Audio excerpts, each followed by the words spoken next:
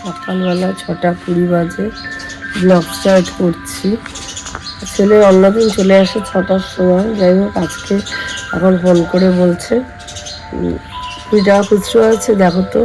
আমার কাছে অনলাইনে টাকা, তাই জন্য খুচরো নেই। আমি যখন ফোন করবো একটু বেরাও। চোখ কচলাতে কচলাতে ঘুম থেকে উঠে কোনো রকম কটা খুচরো পয়সায় মায়ের থেকে নিলাম। এখন যে অনলাইনে হয়েছে অবস্থা, খুচরো পাওয়া খুব মুশকিল। যাই হোক, বললো ফোন করবো আমি, তুমি একটু আসো গেটের ধারে, মানে ওই রাস্তা পর্যন্ত এগিয়ে যেতে হবে আমাকে। যাই হোক, আমি এখন তাহলে আমি এগিয়ে থাকি, আসুক তারপরে ওকে টাকাটা দিই। ওর কাছে যা আছে সব অনলাইনে, আর বাকি টাকা খুচরো নেই। আর আমাদের ওইদিকে বাড়িতে এখন অত বেশি কেনাকাটি হয় না বলে খুচরো টুচরো থাকে না।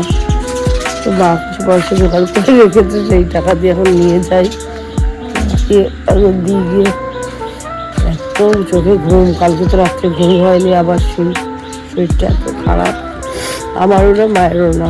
মা তো স্টিল এখনো বসে আছে, শুতে গেলে কাশি হচ্ছে। আর আমার শরীরের মধ্যে জ্বরের থেকে একটা অস্বস্তি লাগছে, যার জন্য ঘুম আসছে না। 4টের সময় ঘুমাতে গেলাম, আর এই তো উঠলাম এখন 6:20 উঠে এই কী হারে টেম্পারেচার, ওষুধ খাচ্ছি, কিছুই যাচ্ছে না। যাই হোক, ওকে যেটা লোকে আগে জিনিসপত্র টাকাটা দিয়েছে, ভুলভাল বকছি এখন ঘুমাচ্ছে, টাকাটা দিই, তারপরে ঘরে গিয়ে আরেকবার যদি শুতে পারি তাহলে শোবো। যদি টুয়েল বাজার পর্যন্ত হেঁটে চলে যাবি, ওখান থেকে স্টেশন যাবি। এই দুটো পকেট ভরা কি রে বাবা রে, কোথায় কোথায় জিনিস রাখছিস। এলেন আমাদের মহাপ্রভু এখন ওপরে যে আড্ডা মেরে তারপরে ঘুম দেবে। একবার চা বানিয়ে খাইয়ে দেবো মাকে, আর একদম 10টা-12টার আগে উঠবই না আজকে। আর চোখে প্রচুর ঘুম। এবার এইসব করতে করতে দেখবো আমি চা করে রান্না বান্নাও বসানো শুরু করে দিয়েছি। কিন্তু আমার সেই কাশি আর চোখ জ্বালা এখনো হচ্ছে। এখন আমাদের বলতে পারছে 7:45। আমি এতক্ষণ বাইরে গিয়ে দাঁড়িয়ে রয়েছি যে বাবাই মনে হয় এই আসলো দিয়ে বাজছে 7:45, এখন বাড়ি ঢুকলো। আজকে অনেকটা লেট হয়ে গেছে। অন্যদিন 6টায় বাড়ি চলে আসে, আজকে লেট হলো কেন কে জানে। ওই দেখে মনে হচ্ছে আমার জোর ঘুম পেয়েছে। এদিকে মাও বসে রয়েছে, আর এদিকে আমি চাটা করে দিয়ে একটু শুয়ে নিই। আবার সময় 11:30, 11টার সময় ঘুম থেকে উঠে যাই হোক ঘর মোছা আমি যা যা যা কাছাকাছি করলাম, ছেলেকে খেতে দিলাম, ছেলেও খাওয়া দাওয়া করে এখন গেল ঘুমাতে। আর এদিকে ভাতগুলো হয়ে গেছে, করবো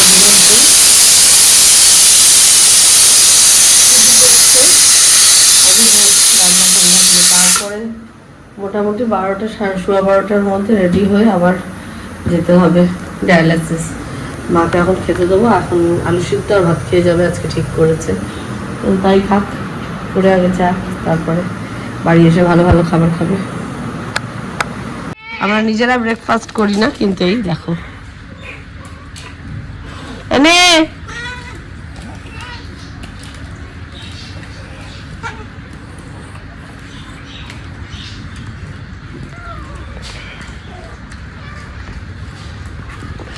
এই যে ও মা, এ আবার বাকি পড়ে গেছে। আমি কোনো পার্টির নাম করছি না। কখনো কোনো পার্টির খাওয়া দাওয়া হলে যেরকম হয় না ট্যালটালা ঝোল, আমার মাসি বলেছে সেরকম ট্যালটালা ঝোল বানাতে, আর আমি সেই অনুযায়ী এই যে পুরো ট্যালটালা করে ঝোল বানিয়েছি। মনে হচ্ছে কোনো পার্টি অফিসের মিটিং ফিটিং আছে, যেখানে আমাদের খাওয়া এই ডিমের ঝোলটা যাবে হোম ডেলিভারি হয়ে। এই মাকে আগে ভাতটা দিয়ে, ডিম তো খাবে না, ভাত আলু সেদ্ধ খাবে, ওটা দিয়ে নিই, তারপরে যাই ডায়ালিসিসে। তারপরে এসে যদি কোথাও বের করি তাহলে বের হবে। আগে তো যাই, বাচ্চা এখন 1:45। বেরিয়ে পড়েছি, বেরিয়ে মোটামুটি এখন ব্যারাকপুর পর্যন্ত চলেও এসেছি। গল্প করতে করতে কোথা থেকে কোথায় চলে যাই সেটা আমরা বুঝতে পারি না। আর গল্পর তো আমাদের শেষ নাই। যাই হোক, আজকের ব্যারাকপুর দেখো, আর আগের দিন যে ভিডিওটা নিয়েছিলাম সেদিনে দোলের দিনের ব্যারাকপুর কত ডিফারেন্স। আচ্ছা, 5তলা মল কি এখন ভিড় হয় না? মানে 5তলা মল দাদা বৌদিটা, এখন 2তলা মলের ঢাকেশ্বরীটাই মনে হচ্ছে বেশি ভিড় হচ্ছে। বুঝতে পারছি না ব্যাপারটা কি, বিরিয়ানি কি খাচ্ছে না কেউ, না খাওয়া ছেড়ে দিয়েছে। যাই হোক, আমাদের আর কি ব্যাপার, যাই আমরা আমাদের মতন ডায়ালিসিস আগে, তারপরে। কিন্তু মাকে আখের রস খাওয়ানো হয়নি, সেই জন্য মায়ের একটা অভিযোগ আছে। খুব খেতে ইচ্ছা করেছিল তার, কিন্তু আগের দিনে ডায়ালিসিসটা 40 মিনিট আগে যেহেতু অফ হয়ে গেছে, তাই জন্য আজকে অত বেশি রিস্ক নিয়ে মাকে খাওয়ানো হয়নি। আজকে ডায়ালিসিস হোক, তারপরে নেক্সট ডে না রে, খাওয়ানো খাওয়াবি না, হবে। সারা রাত কাশে, উঠে বস থাকে।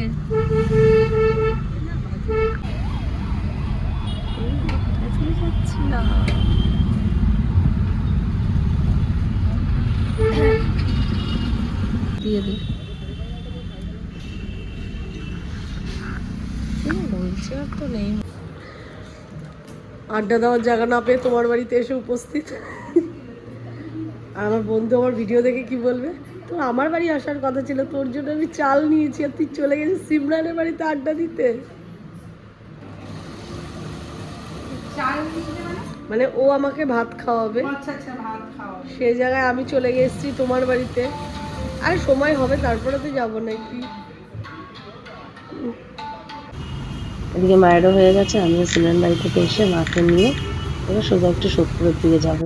সোদপুর ঘুরে টুরে নিয়ে তারপরে চা খাবে, আর কি কি খাবে জানি না। যাই হোক, খাওয়া দাওয়া করে তারপরে বাড়ির দিকে আমরা যাব। আজকে যেহেতু কালকে যেহেতু বোনের ছেলে পরীক্ষা আছে, ওই জন্য ও আজকে যায়নি। মানে আমিও তাড়াতাড়ি বেরিয়ে গেছিলাম একজনের বাড়ি যাবো বলে, কিন্তু তার সেই জায়গাতে হলো না, গেলাম সিমরানের বাড়িতে। যাই হোক, একটা আড্ডার জায়গা হলেই হলো। অনেক সময় হয় না, বাড়িতে কেউ না থাকলে না, থাকতে বাড়িতে ভালো লাগে না। তাই জন্য একটু গিয়ে একটু আড্ডা টাড্ডা দিয়ে তারপর মাকে নিয়ে সোদপুর ঘুরে চা মুড়ি টুড়ি খেয়ে ওই জায়গার যা হোক আমরা করে সোদপুরে বাড়ি চলে এসেছি এসেছি। এখন তানিশকে, তাই তো, ঝালমুড়ি খেতে। পিছনে ঝালমুড়ির দোকান আর উল্টো দিকে তানিশ। মা বলেছে আমাকে তানিশকে নিয়ে যাবো, কিন্তু তার আগে মা ঝালমুড়ি খেয়ে নেবে। তাই তো বলো, ঝাল বলো কি বলো, ঝালমুড়ি খেয়ে তো আমাকে নিয়ে যাবে। মুড়ি বানানো হয়ে গেছে পরে মুড়ির ঠোঙা হাতে নিয়েই চলেছে, সব দৌড়েছে হাই রোডে। মানে হাই রোড থেকে চাটা খাবে, চা অন্য দোকান থেকে খাবে না। তো যাই হোক, এবার হাই রোডে উঠে চারিদিক তো ভিড়ে ভিড় এখনো, সেই দোলে কয়েকদিন বেরোতে পারেনি বলে মানে মানুষের এত ভিড় লেগেছে। যাই হোক, আর অফিস টাইম, এই টাইমটা অফিস অফ হয়। কিন্তু ব্যাপারটা হচ্ছে, আমরা যে টাইমে যাচ্ছি সেখানে গাড়ি রাখানোর জায়গা আছে নাকি কে জানে, না হলে তো গেল সমস্যা। যাই হোক, এখানে একটা জায়গা পাওয়া গেছে, গাড়িটা একটু পিছিয়ে নিয়ে ঠিকঠাক করে রাখুক। আর চায়ের দোকানটা বেশি দূর না, ওই যে সামনে দেখাই যাচ্ছে। কারণ আগের দিন যা চা খাইছিলাম এখান থেকে, 10 টাকার ভাড় খাওয়ানোর বদলে 40 টাকা দিয়ে চা খাইছি দুজনে। সেজন্য আজকে একদম ভুলভাল দোকান না, একদম ঠিকঠাক দোকানে চা। মারা খেয়েছে, আমি খেয়েছি একটা আইসক্রিম। নিজের জন্য এই প্রথম মনে হয় একটা 30 টাকা দিয়ে আইসক্রিম সে দুলিয়ে দুলিয়ে খাওয়ার মতন। এদিকে প্রচন্ড ঠান্ডা লেগেছে, তাও একটা রিস্ক নিয়ে খেয়ে নিলাম। যা হবে রাত্রে দেখা যাবে, আগে তো খাই। খাবে বলো, বলো কি খাবে। চা খাওয়ানোর জন্য এই দোকানটায় আসে। আর আর কি খাবে, এই দোকানে আমার এক সেদিনকে জানো কাপ প্লেটে চা দিয়ে 40 টাকা নিয়ে নিয়েছে। আর ভুল করেছে, আমি বললাম আমার ভাড়ে চা দে, ভাড়ে দেয়নি, কাপ প্লেটে, সাদা কাপ প্লেটে খাইয়ে আমার তারপর রং চা মানে কালা চা খাইয়েছে, তাই তো 40 টাকা। আমার গায়ে লেগেছে রে। ম্যাডামের দরকার নেই, আমি চাকরানি ভালো, কিন্তু আমার 40 টাকা গেছে গিয়ে, মানে কুড়ি কুড়ি 40 টাকা।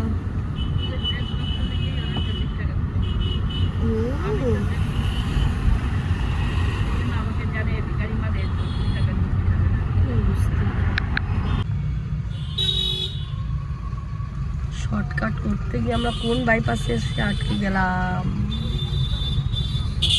দেখ আর বাস নেই তো।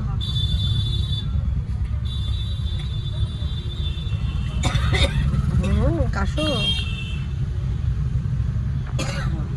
নিশ্চয়ই আপনারা জানেন, আমরা সেইভাবেই আপনাদের পাশে থেকে আপনাদের সঙ্গে আন্দোলনের সামিল আমরা হয়েছি।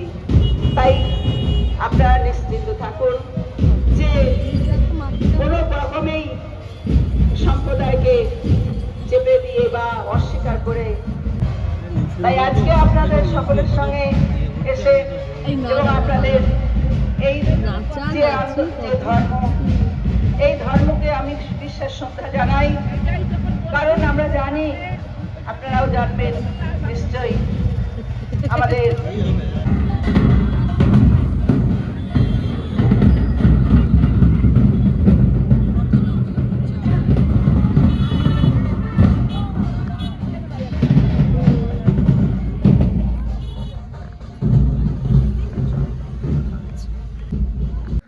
জানি না কেন হঠাৎ ইচ্ছে হলো একটু ক্ষীর বানানোর, তাই এক প্যাকেট দুধ নিয়ে এসেছি। ক্ষীরটা হয়েছিলও খুব সুন্দর খেতে। যাই হোক, কালকে বাড়ি আসুক, আসলে খেয়ে দেখতে হবে কেমন। মাকে বলে এতক্ষণ ওয়েট করেছিলাম এই ক্ষীরটা বানাবো, মানে কমপ্লিট করে ওপরে যাব বলে। জানা কি ভালো হয়েছে দেখো।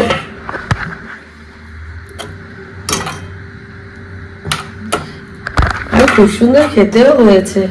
মাকে একটু টেস্ট করালাম, কালকে আমার ছেলে আসলে খুশি খুশি হয়ে যাবে একদম। আর শনিবার রবিবার দুদিন ওর ছুটি তো, খা কত খাবি খা। সারা সপ্তাহের খাবার ওই একদিন খায় অবশ্য, রবিবারটা আর সোমবার সকালটা। শনিবারটা তো পরে ঘুমায়। যাই হোক, এখন আমি যাচ্ছি দোতলায়, অনেকগুলো কাজ আছে, কমপ্লিট করে আসি। ঘরে বসে বসে ব্লগ এডিট করি, আর আমি যতবার এ ঘরে এসে এডিট করতে যাই, এই যে এও আমার সঙ্গে এ ঘরে এসে বসে থাকবে। ফ্যান চলে না বলে আমি এ ঘরে এসে এডিট করি, কারণ কিছু ভয়েস দেওয়ার থাকে তাই জন্য। আর মায়ের ঘরে ফ্যানটা তবু হালকা চলছে। ওই ঘরে গিয়ে ঘুমাবে না, এই বেটি আমার সঙ্গে এসে এখানে এসে ঘুমিয়ে থাকবে, শুশুর শুশুর করে শুয়োপোকার মতন এসে এই ঘরে থাকবে। যাই হোক, আমার ব্লগটা মোটামুটি এডিট হয়ে গেছে, আর যা যা এখন হবে ওটাকে একসঙ্গে জয়েন করে দেবো। আর এদিকে মেশিনে দিয়েছিলাম জামা কাপড় কাচতে, সেটাও মোটামুটি কমপ্লিট। কালকে গিয়ে সকালবেলা মেলা হয়ে যাবে। কালকে আমার কাজের চাপ কম আছে, দেখি কী হয় না হয়, যা হবে দেখা যাবে। ওই ঘরে যাই, এই চল অন্ধকার করে দিলাম, দেখি ওই ঘরে যাই, গিয়ে এবার শোয়ার পালা।